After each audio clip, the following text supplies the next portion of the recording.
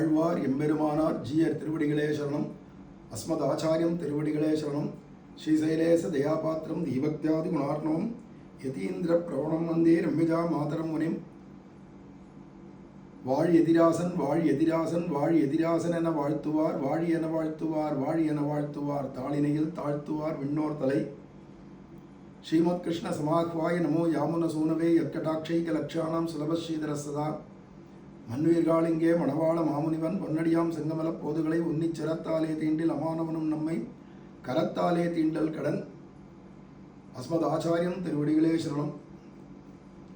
இந்த பெரிய திருமொழியில் முதல் 10 3வது திருமொழி பத்ரிகாசிரமத்தில் விஷயமான பத்ரி வணங்குதுமே அப்படின்னு பத்ரிகாசிரமத்தில் போய் ஏன் மனசே நம்ம வணங்குவோம் அப்படிங்கிறார். என்ன சரீரத்தால் போக முடியுமோ முடியாதோ, அது வெகு தூரத்தில் இருக்கு.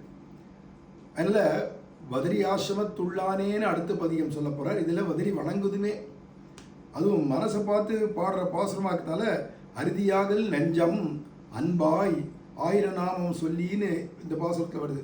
தன்னுடைய நெஞ்சத்தை பார்த்து தான் சொல்கிறார். பத்ரி வணங்குதும், நீ நானும் வா போகலாம் கை கோத்துன்னு பத்ரிக்கு அப்படின்னு மனசை பார்த்து சொல்கிறார். ஏன்னா மானசீக அனுபவம் தான், நேராக போய் சேவிக்கிறது அவ்வளோ கடினம்ன்றதுக்காக இது எல்லாருக்காகவும் பாடுற பாசுரம் தானே. தனக்காக தான் போயிட்டு வரார், ஊரை யாத்திரை பண்ணிட்டு வரார் பத்ரி எல்லாம்.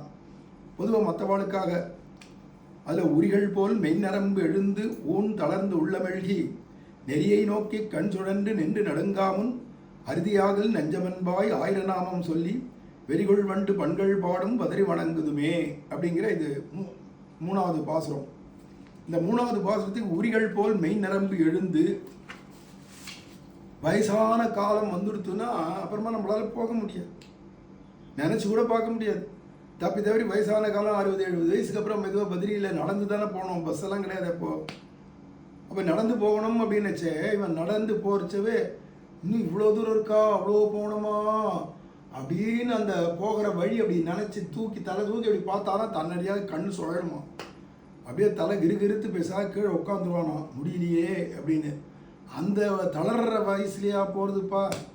இங்கே சொன்னார் கிளறொளி இளமை கெடுவதன் முன்னம்னு.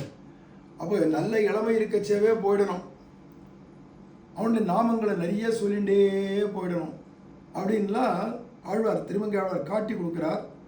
அதில் உரிகள் இத்தியாதி மெய்யில் சரீரத்தில் நரம்புகளானவை பால்யத்தில் மறைந்து கிடந்தவை சரீரம் பசையற உலர்ந்தபடியாலே உரி போலே மேலே புடைக்குமாயிற்று அப்படின்னார். இந்த நரம்புகள்லாம் இருக்கல உடம்புல, இந்த நரம்பெல்லாம் சின்ன வயசுல இருந்தால் மூடின்னு இருக்கும். நல்லா மாமிசங்கள்லாம் கொழுக்கு முழுக்குன்னு இருக்கும். அதில் அந்த நரம்புகள்லாம் வெளில தெரியாது. வயசாக வயசாக என்னன்னா உடம்பெல்லாம் உணர்ந்து போயிடுறது இல்லையா, எல்லாம் வத்தி போயிடுறது உடம்பு. இப்போ இழைச்சி வத்தி போய் அப்படியே கூன் முதுக போட்டு இப்படி ஆயிடுறானா. அப்போ பசையற உலர்ந்தபடியாலே உரிகள் உரி போலே புடைக்குமாயிற்று. உரி கட்டி பானையில் உரி கட்டி வெண்ணெய் பால் தயிரெலாம் வைப்பா இல்லையா, அது எப்படி கயிறு மேலே புடைச்சின்னு தெரியறதோ, பானை உள்ளே இருக்கும் கயிறு தான் இருக்கும், அந்த மாதிரி எல்லாம் புடைச்சின்னு நரம்புகள்லாம் இருக்குமா. உரி போலே மேலே புடைக்குமாயிற்று. அது குறிப்பாக ஊன் தளர்ந்து மாம்சம் க்ஷயித்து. அதுக்கு காரணம் நரம்பு வழியில் வந்தது காரணம் என்னன்னா மாம்சங்கள்லாம் க்ஷயித்து போயிடுது, எல்லாம் மாம்சங்கள்லாம் உணர்ந்து போயிடுது. உள்ளம் மெழுகி அத்தாலே ஹிருதயம் ஈடுபட்டு ஒன்றும் முடியலையே நான் என்ன பண்ணுவேன்னு தெரியலையே அப்படின்னு மனசானது பகவான் அடையணும்னு போயிடணும் எப்படியாவது பத்ரின்ற ஆசையும் படுறது. ஆனால் சரீரமோ இடம் கொடுக்க மாட்டேங்கிறது. இப்படி நெறியை இத்தியாதி போக்கை நினைக்குமே, இன்னும் எவ்வளோ தூரம் போகணுமோ தெரியலையே, தூர போக நினைக்கிறான் ஆகையாலே வழியை பார்க்குமே, இன்னும் எவ்வளோ தூரம் இருக்கே பத்ரிகாசிரமம், இப்போ தானே ஹரித்வார்லேருந்து கிளம்பியிருக்கோம், இன்னும் அவ்வளோ தூரம் போகணுமே அப்படின்னு 250-300 கிலோமீட்டர் போகணும் மேலே. அப்படியே வழியை பார்ப்போம், நெடுக பார்த்த ஆயாசம் பொறாமே, ரொம்ப தூரம் இருக்குன்னு அப்படி பார்த்ததுல ஏற்பட்ட ஆயாசத்தினால கண்ணு சுழலும். அப்போ என்னடா நான் பின்பு அடிபேர்த்திட மாட்டாதே நின்று நெடுங்குமாயிட்டு. இப்போ கண்ணு சுழல ஆரம்பிச்சுட்டுனா அப்புறம் அடி எடுத்து வைக்க முடியல, கால் நடுங்கிறது. அப்புறம் என்னடா நான் எப்படி நடந்து போகிறோமோ தெரியலையே இவ்வளோ தூரம் அப்படிங்கிற காலம் வரத்துக்கு முன்னாடி போகணுன்றதான் இங்கே விஷயம். அந்த காலம் அடைவதன் முன்னம் அப்படின்னு பெரியாழ்வார் சொன்னது மாதிரி. அப்போ அறுதியாகல் நெஞ்சம் ஞானப்பிரசர துவாரமாகில் அவன் பக்கல்லே அன்புடையாய் ஏ மனசே உன் வழியாக தானே ஞானம்ன்றது வெளிப்படுறது. உண்மையான ஞானஸ்வரூபமான இந்த ஆத்மாவுக்கு பூரா அகண்டாகாரமான ஞானம் அதுக்கு உள்ள உண்டுன்னா கூட ஒரு விளக்கை ஏற்றி வச்சுட்டு மேலே ஓட்டவுடைய பானையை கொஞ்சம் ஓட்டையாக தொலைய போட்டு பானையை கவுத்துட்டா அந்த துவாரம் வழியாக தானே அதுக்கு வெளியில் வர வேண்டியதாக இருக்குது. அதை மாதிரி ஏன் நெஞ்சே உன் துவாரம் உன் வழியாக தானே ஞானம் வெளியில் வர வேண்டியதாக இருக்குது. நீ உண்மையாகவே அவன் பக்கத்தில் அன்பு இருக்கு, உனக்கு பிரேமைன்னு ஒன்று இருந்ததானா சிலவற்றை சொல்லி மீள வேண்டாதபடி பாங்கான அளவிலே ஏதோ 1-2 நாமத்தை சொல்லிட்டு போரும் அப்படின்னு நிற்காதபடிக்கு 1000 திருநாமங்களையும் சொல்லி விஷ்ணு சகஸ்நாமத்தையும் சொல்லணுமா. ஏன் இங்கே ஆழ்வார் அடிக்கடி திருமங்கை ஆழ்வார் தான் இந்த சகஸ்நாமத்தை சொல்லுங்க, நிறைய சகஸ்நாம விஷயமாவே 1000 நாமம் 1000 நாமம் இப்படியே ஏன் சொல்றாரு சகஸ்நாமன்னா, இந்த நாமத்தை வச்சுட்டா தானே குணானுபவம் பண்ண முடியும்.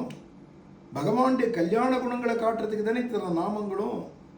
அப்போ ரூடியான நாமம் நாராயணான்னு ஒன்று இருக்குன்னு இருந்தா கூட அந்த நாராயண நாமத்தை வச்சுட்டே குணானுபவம் பல்வேறு குணங்கள் அதில் வெளிப்படுறதுன்னுச்சு. அவள் 1000 நாமங்களையும் வச்சுருந்தானே எவ்வளவு குணங்கள், அனந்த கல்யாண குணங்களும் புதஞ்சு கிடக்க இந்த 1000 நாமத்தில். அப்படிங்கிறதால தான் அந்த 1000 நாமத்தை சொல்கிறத திருப்பி திருப்பி சொல்லிட்டே வர்றார் திருமங்கை பல இடத்துலையும். அதில் ஏதோ 1-2 நாமத்தை சொல்லிட்டு போருமே சொல்லிட்டோமேன்றது நிற்காதபடி சகஸ்ரநாமத்தையும் சொல்லி அந்த ஊரில் எப்படி இருக்குடான்னா வண்டுகள்லாம் கூட பண்கள் பாடுமா. வண்டுகள்லாம் நல்ல பரிமளத்தை வகுத்தார் போலே இருக்கிற வண்டுகள் எல்லா பூக்கள்லேருந்தும் அத்தனை தேன்களையும் குடிச்சுட்டு அந்த பூக்களுடைய பல்வேறு பூக்களுடைய மனங்கள்லாம் அந்த வாசனையெல்லாம் இது உடம்புல ஒட்டின்னு இருக்குமா. அப்படியே வரிசையாக வாசனையெல்லாம் பக்கத்தில் நிற்க வச்சா மாதிரி அது வந்தாலே வாசனை பல்வேறு வாசனை வருமா.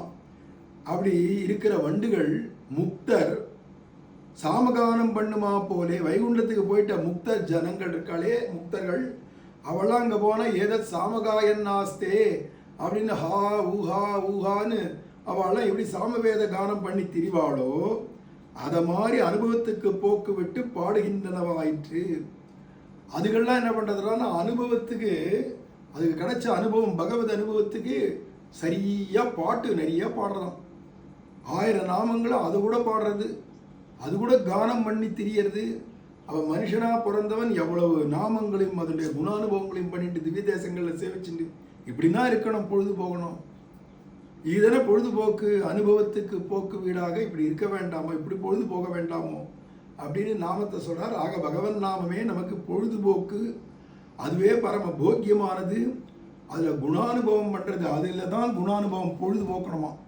எதில் நான் நாமங்களை வச்சுட்டு அதனுடைய அர்த்தங்களை மனசில் அதையே சிந்தனை பண்ணி இப்படி பொழுது போக்கணும் அப்படிங்கிறத இந்த பாசுரத்தையும் காட்டுறார். மேலே அடுத்த பாசுரத்தில் இருக்கிற நாம மகிமை மேலே அனுபவிக்கலாம். ஆழ்வார் எம்பெருமானார் ஜீயர் திருவடிகளே சரணம். அஸ்மத் ஆச்சாரியம் திருவடிகளே சரணம். ஸ்ரீமதே ராமானுஜாய நமஹ.